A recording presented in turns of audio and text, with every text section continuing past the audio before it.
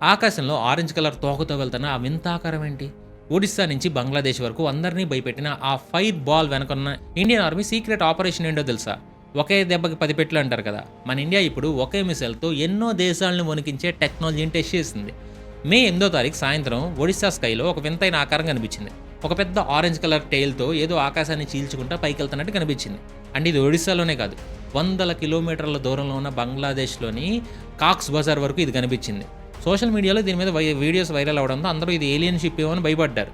కానీ అసలు నిజం ఏంటంటే అది మన మినిస్ట్రీ ఆఫ్ డిఫెన్స్ సక్సెస్‌ఫుల్‌గా టెస్ట్ చేసిన అడ్వాన్స్డ్ అగ్ని మిసైల్. ఈ మిసైల్‌లో ఉన్న స్పెషాలిటీ ఏంటంటే దీనికి ఎంఐఆర్‌వి క్యాపబిలిటీ ఉంది. ఎంఐఆర్‌వి అంటే multiple independently targetable re entry vehicle. నార్మల్‌గా ఒక మిసైల్‌కి ఒకే వార్ హెడ్ ఉంటది. అది వెళ్లి ఒకే టార్గెట్‌ని కొట్టుద్ది. కానీ ఈ ఎంఐఆర్‌వి టెక్నాలజీ వల్ల ఒకే మిసైల్ లోపల చాలా వార్ హెడ్స్ ఉంటాయి. ఇవి గాల్లోకెళ్ళాక విడిపోయి వేర్వేరే డైరెక్షన్స్‌లో ఉన్న వేర్వేరే టార్గెట్స్‌ని ఒకేసారి బ్లాస్ట్ చేస్తాయి. దీనివల్ల ఎనిమికి సంబంధించిన మిసైల్ డిఫెన్స్ సిస్టమ్స్ కన్‌ఫ్యూజ్ అయ్యి దాన్ని ఆపడం దాదాపు ఇంపాసిబుల్ అయిపోద్ది.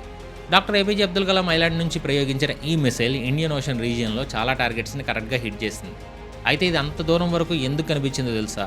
ఇలాంటి మిసైల్స్‌ని ట్విలైట్ టైంలో అంటే సాయంత్రం చీకటి పడుతున్న టైంలో లాంచ్ చేసినప్పుడు మిసైల్ వెనకొచ్చే ఆ ఎగ్జాస్ట్ గ్యాసెస్ పైనున్న సన్‌లైట్ పడి అలా గ్లో అవుతా కనిపిస్తది.